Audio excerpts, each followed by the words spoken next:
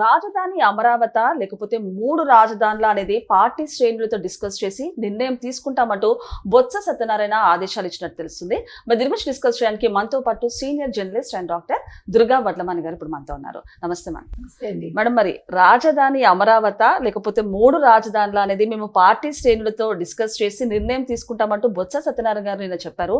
ఏమంటారు దీని గురించి? అంటే ఆయన శాసనమండలిలో ఈ మాట ప్రస్తావించారు.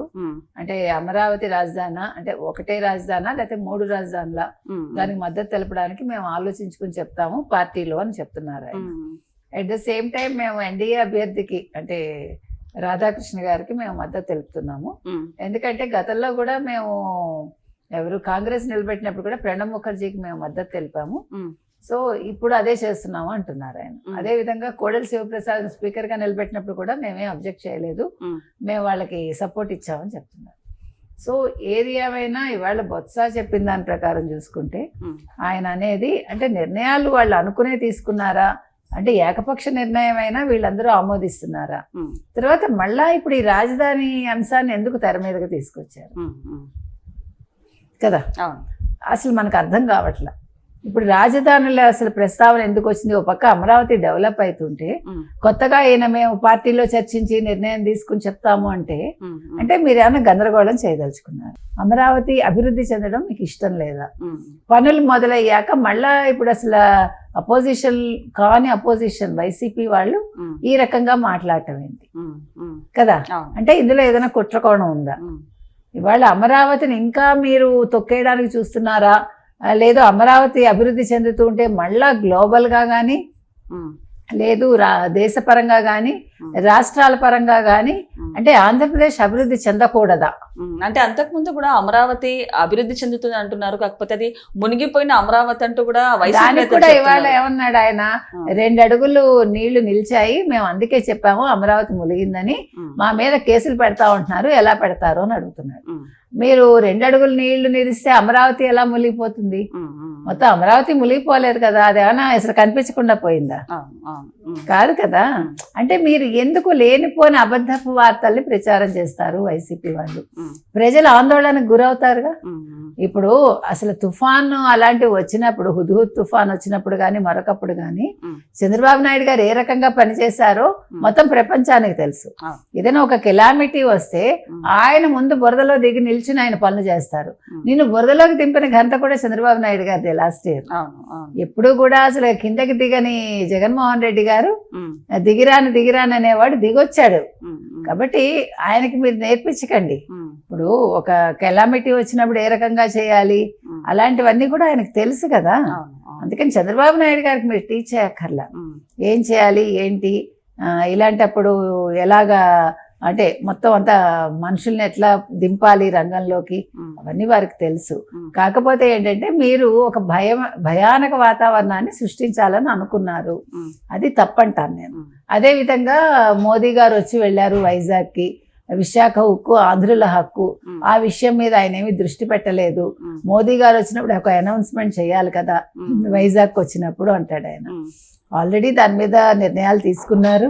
వైసీపీ హయాంలో దాన్ని ఎలాగా తొక్కేసేయాలి, ఎలా అమ్మించేసి దాన్ని మొత్తం ప్లాట్స్ చేసేసి అమ్మేయాలి, ఒక రియల్ ఎస్టేట్ బిజినెస్ ఎలా చేసుకోవచ్చు, ఇన్ని వందల ఎకరాలు అనేది మీరు ప్లాన్ చేశారు.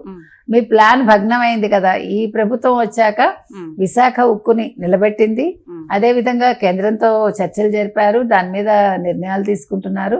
ఇప్పుడు కొత్తగా మీరు విశాఖ ఉక్కు గురించి మాట్లాడటం ఏంటి? మీరు దాన్ని ముంచుదాం అనుకున్నారు, వీళ్ళు దాన్నేమో నిలబెట్టారు. మీరు దాని గురించి మాట్లాడే హక్కు వైసీపీ వాళ్ళకి లేదు. వైసీపీ వాళ్ళకి చాలా అంశాల మీద మాట్లాడే హక్కు లేదు. ఇవాళ రాజధాని విషయంలో కూడా వాళ్ళు మాట్లాడే హక్కు లేదు వాళ్ళకి. ఎందుకంటే వాళ్ళు ఏదైనా ఒక పరిశ్రమ వస్తుందంటే పంపించేస్తారు. మొన్న 200 ఈమెయిల్ పంపించి మీరు అది చేయకండి, అది ఇవ్వకండి, ఇది ఇవ్వకండి అంటే ఆంధ్రప్రదేశ్ ప్రజలు ఎదగడం వాళ్ళకి ఇష్టం లేదు, ఆంధ్రప్రదేశ్ అభివృద్ధి చెందడం వాళ్ళకి ఇష్టం లేదు. అంటే ఇక్కడ పరిశ్రమలు వస్తే ప్రజలు సుఖపడతారు, ప్రజలు సుఖపడితే ఓటు వెయ్యరు వైసీపీ. అండ్ ఇంకొకటి ఫ్రీ బస్ ఏదైతే పథకాన్ని స్టార్ట్ చేశారో దానికి సంబంధించి కూడా వీళ్ళు ఆరోపణలు చేశారు. అండ్ కావాలని బస్సులో వైసీపీ మహిళలు కానివ్వండి, నేతలు కానివ్వండి వెళ్ళి గొడవ చేసి అక్కడ రాగ్దాంతం చేయాలంటూ కూడా ఒక కుట్ర పొందారని చెప్పొచ్చు మేడం. ఏమంటారు దీని గురించి? వాళ్ళు కుట్రలు చేసినా ప్రజలు ఊరుకుంటారు, ఇంకా తిరగబడ్డారంటే ఇప్పుడు అందులో మహిళా శక్తి మీకు తెలుసు, అసలు బస్సు పేరే స్త్రీ శక్తి. ఆ స్త్రీ శక్తి ముందు వీళ్ళందరూ నిలుస్తారా? నిజంగా బస్సులో ఉండే మహిళలు అందరూ తిరగబడ్డారు అనుకోండి, వీళ్ళ పరిస్థితి ఏంటి? అందుకని గొడవలు చేయడం కాదు, ఉన్న పథకాన్ని ఎలా సద్వినియోగం చేసుకోవాలి. వైసీపీ వాళ్ళైనా బస్సు ఎక్కి వెళ్తారుగా, ఉచిత బస్సు వాడుకుంటారుగా, వాడుకొని వాళ్ళు ఉన్నారా? వాళ్ళు టికెట్లు కొంటున్నారా? అది కనుక్కోండి మీరు. ఓకే, నేను వైసీపీ దాన్ని, నాకు ఉచిత బస్సు పథకం వద్దు, నేను హ్యాపీగా లేను అని చెప్పి వాళ్ళు టికెట్లు కొనుక్కుంటున్నారా డబ్బులు ఇచ్చి? చెప్పమానండి. ఇప్పుడు మీరు అది కూడా వెరిఫై చేయమనండి, ఎవరిని? ఆర్టీసీ వాళ్ళని. వైసీపీ వాళ్ళు ఎవరైనా వచ్చి టికెట్లు కొంటున్నారా లేదా? మహిళలు కొనకుండా ఎక్కుతున్నారా? ఎక్కాక మళ్ళీ దాని మీద బురద జల్లుతున్నారా? దీని మీద కూడా దృష్టి పెట్టాలి. ఏది ఏమైనా ఇవాళ బొత్స సత్యనారాయణ మాట్లాడిన దాంట్లో రాజధాని అంశాల ప్రస్తావన తీసుకురావటం అనేది అసందర్భం అండి. ఎందుకంటే ఆల్రెడీ అమరావతి రాజధాని, అమరావతి రాజధానిగా ఉన్నదాన్ని మార్చడానికి వీల్లేదు అని ఒక చట్టం కూడా వీళ్ళు తీసుకొస్తున్నారు కూటమి ప్రభుత్వం. కాబట్టి ఇంకా దీని మీద వాళ్ళు అనవసరమైన ప్రసంగాలు కావచ్చు, లేకపోతే అనవసరంగా మాట్లాడటం కావచ్చు చేయడానికి వీల్లేదండి. వాళ్ళ అభివృద్ధిని చూసి ఓర్వలేక రకరకాలుగా జిమ్మిక్కులు చేస్తూ ఉంటారు. సో మనం ఒకటే చెప్తున్నాం, మీరు అపోజిషన్ గా ఒక క్రియాశీలకంగా ఉండండి, ఒక మంచి అపోజిషన్ గా మీరు పేరు తెచ్చుకోండి తప్ప అనవసర రాద్ధాంతాలు చేసి ఇంకా కొత్తగా ఏదో సృష్టించాలి, ఇక్కడ పనులు జరుగుతున్నాయి వీటిని ఆపించాలి, లేకపోతే పరిశ్రమలు వస్తున్నాయి రాకుండా చేయాలి, లేదు ఉద్యోగాలు కల్పన చేస్తున్నారు అవి రాకుండా చేయాలి, ఇలాంటి పనికిమాలిన ఆలోచనలు పెట్టుకోవద్దని మనం వాళ్ళకి చెప్తున్నాం. ఇంకొకటి అంటే ఉపరాష్ట్రపతి ఎన్నికల్లో నంబర్ గేమ్ కి సంబంధించి కూడా బొత్స సత్యనారాయణ గారు కొన్ని కీలకమైన వ్యాఖ్యలు చేశారు మేడం, ఏమంటారు దీని గురించి? అంటే మేము నెంబర్ గేమ్ కి ఇంపార్టెన్స్ ఇవ్వట్లేదు, అందుకనే మేము ఎన్డీఏకి సపోర్ట్ చేస్తున్నాము. మేము అంటే వాళ్ళు సపోర్ట్ చేసేది మనకు తెలుసు, జగన్మోహన్ రెడ్డి సొంత ఎజెండా తోటి సపోర్ట్ చేస్తున్నాడు ఆయన. ఎందుకంటే ఇప్పుడు మాట్లాడటానికి ఏముంది ఆయనకి? మాటలు లేవు, మాట్లాడుకోవడాలు లేవు, అన్ని కేంద్రం చెప్పినట్టు వెంటనే. కాబట్టి వినాల్సి వచ్చింది కాబట్టి ఇంక ఏమి దారి లేక ఇంకా ఈయన సొంతంగా నిర్ణయం తీసుకుని అక్కడ మేము సపోర్ట్ చేస్తున్నాం అని అంటున్నాడు ఆయన. కాబట్టి ఎన్డీఏకి వాళ్ళు సపోర్ట్ చేయడానికి వాళ్ళ పర్సనల్ ఎజెండాతో సపోర్ట్ చేస్తున్నారు. రాధాకృష్ణ అనే ఆయన్ని క్యాండిడేట్ గా వాళ్ళు ఒప్పుకోవటానికి కూడా అదే రీజన్ అండి. ఇవాళ బార్గెన్ చేసే స్థితిలో జగన్మోహన్ రెడ్డి పార్టీ లేదు, వాళ్ళు తలోంచి బానిసలుగా ఉండాల్సిన పరిస్థితి వాళ్ళది.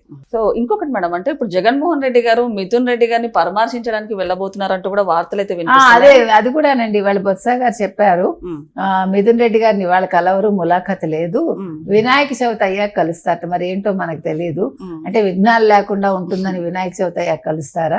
కానీ ఆయనకు వినాయక చవితి ఉండదు కదా, మిథున్ రెడ్డికి అయితే ఉంటుంది. మరి ఉండ్రాళ్ళు జిల్లేడికాయలు అవి వాళ్ళ నాన్నగారు తీసుకెళ్ళి ఇస్తారేమో, పంపిస్తారేమో జైలుకి. ములాఖతులు వాళ్ళకు ఉన్నాయి కదా, ఇంటి భోజనం కూడా సదుపాయం వాళ్ళకు ఉంది.